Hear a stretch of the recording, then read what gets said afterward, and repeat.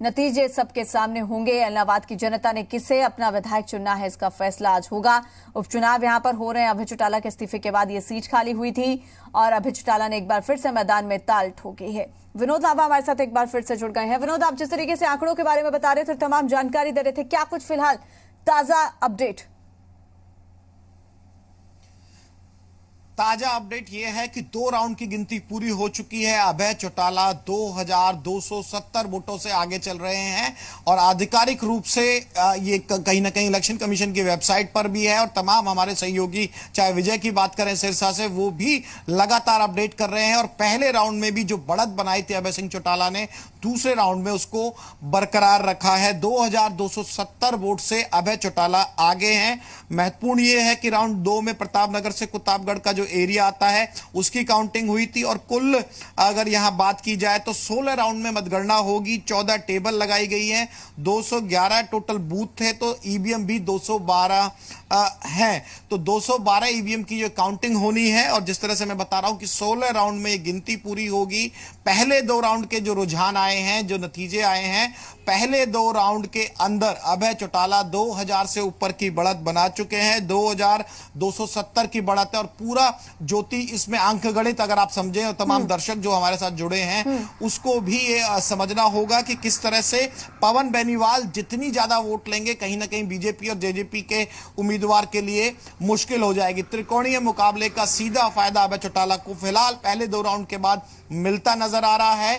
तमाम राउंड की काउंटिंग होगी और फिलहाल 2 राउंड के बाद जाहिर तौर पर इलाहाबाद सीट पर भी कांटे का मुकाबला है। हिमाचल की भी आपसे अपडेट लेना चाहेंगे क्योंकि फिलहाल मंडी संसदीय सीट पर सबकी नजरें टिकी हुई हैं। जुब्बल कोटखाई सीट भी हॉट सीट कही जा रही है, लेकिन अगर मंडी संसदीय सीट की बात कर ली जाए, वहां पर जयराम सरकार की साख का सवाल है। एक तरफ मुख्यमंत्री का गृह क्षेत्र है, दूसरी तरफ हर बार जनता ने वहां पर ज्यादातर बार ऐसा ही हुआ है कि सत्ता पक्ष के ही प्रत्याशी को मौका दिया है। लेकिन अभी जो रुझान सामने आ रहे, प्रतिभा सिंह आगे चल रही है और खुशहाल ठाकुर फिलहाल पीछे चल रहे हैं।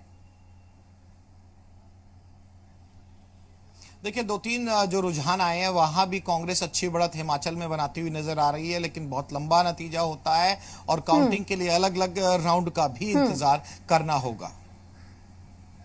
बिल्कुल, जाहिर तौर पर विनोद, देखने वाली बात होगी कि आखिर मंडी संसदीय सीट पर किस तरीके का नतीजा सामने आता है। लेकिन इलाहाबाद की भी हम जिस तरीके से जिक्र कर रहे थे, विनोद आपसे समझना भी चाहेंगे क्योंकि देखिए अभय चौटाला ने खुद इस्तीफा दिया था और दोबारा खुद मैदान में उतरे, उनके लिए तो जाहिर तौर पर साख का सवाल है भी। लेकिन बीजेपी जिस तरीके से लगातार किसान आंदोलन से इतर विकास का दावा लगातार कर रही है और ये कहकर ही मैदान में प्रत्याशी को उतारा गया, वोट भी यही कहकर मांगे गए कि सत्ता पक्ष के प्रत्याशी को मौका देंगे तो इलाके का विकास होगा। देखिए इसका पूरा जो नैरेटिव है, जो तमाम पॉलिटिकल पार्टीज हैं अपने अपने हिसाब से तय करेंगे। हालांकि अभी शुरुआती 2 राउंड की गिनती हुई है, यहाँ अभय सिंह चौटाला लीड कर रहे हैं, नंबर 2 पर बीजेपी जेजेपी के संयुक्त उम्मीदवार कर रहे हैं, तो इसकी नरेशंस अलग अलग निकलेंगी। कहीं ना कहीं इसको भी पैरामीटर बीजेपी जरूर बनाएगी अगर नंबर 2 पर भी पूरे अंतिम नतीजों तक रहते हैं। अभी कहना बहुत जल्दबाजी है क्योंकि जिस तरह से मैं बता रहा हूं कि 16 राउंड में पूरी मतगणना होगी और अभी सिर्फ 2 राउंड हुए हैं, कौन जीतेगा कौन हारेगा।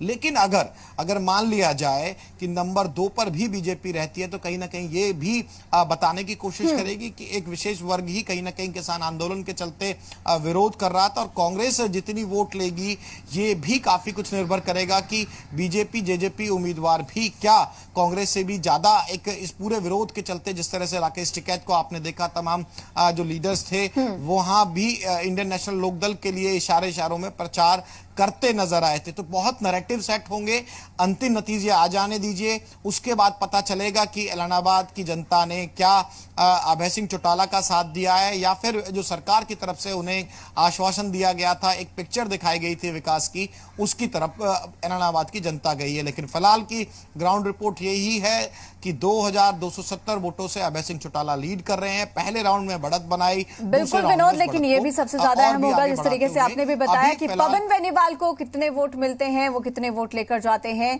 बीजेपी के प्रत्याशी गोविंद कांडा के लिए उतनी ही मुश्किल हो सकती है। फिलहाल इंतजार शाम तक का करना होगा कि फाइनल नतीजा क्या कुछ सामने आता है। बहुत शुक्रिया आपका फिलहाल विनोद, तमाम जानकारी के लिए। आपसे आगे और अपडेट लेंगे। तो लगातार फिलहाल उपचुनाव के नतीजे सामने आ रहे हैं, रुझान सामने आ रहे हैं, लेकिन शाम तक असली तस्वीर समक्ष आ पाएगी।